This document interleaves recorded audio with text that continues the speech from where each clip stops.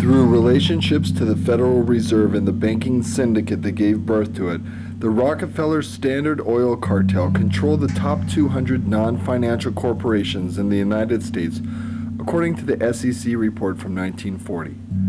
Over several decades, this economic tyranny translated directly into political muscle, which gained nearly absolute control over the U.S. government, the U.S. military, and the population of the United States. This unprecedented power was now ready to be used to consolidate control of Europe by instigating a Second World War. What was the world climate like when you entered? The world fever was building, and we were starting to build up our armies. We were accepting a lot more recruits than normal.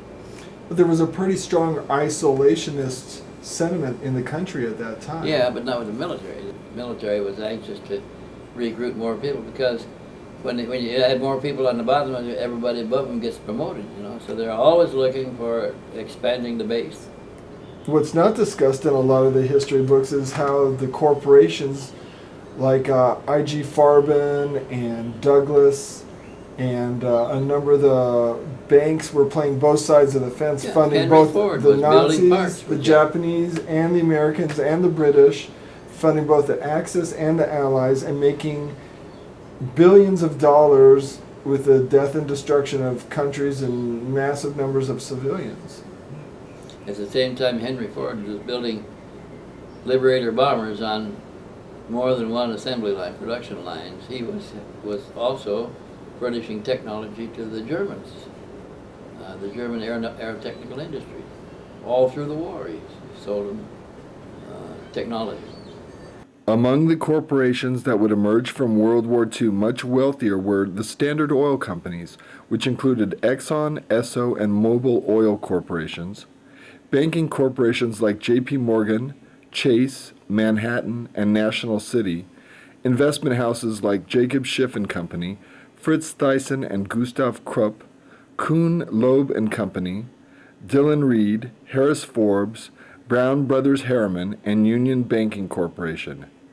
Other war profiteers included Ford Motors, General Motors, IBM, Douglas Aircraft, Texaco, Siemens, IT&T, General Electric, and DuPont, and most all of the four-name companies controlled subsidiary corporations as well.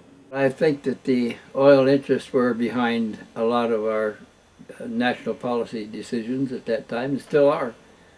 We're certainly going to burn a lot of oil in a war, and they're the marketeers. Big oil probably controls our government. If it involves 1/5 of the world's wealth, it's pretty big. And if the world is going to go bankrupt if we stop suddenly, that's serious business.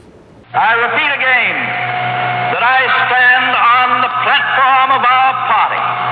We will not participate in foreign wars, and we will not send our army, naval, or air forces to fight in foreign lands outside of the Americas, except in case of attack. These mega-millionaires without a conscience that led corporate America and America's political machine were bent on sacrificing more American lives. Their scheme was to provoke the Japanese into a war against America. The bait? The Navy's aging fleet gathered together at Pearl Harbor.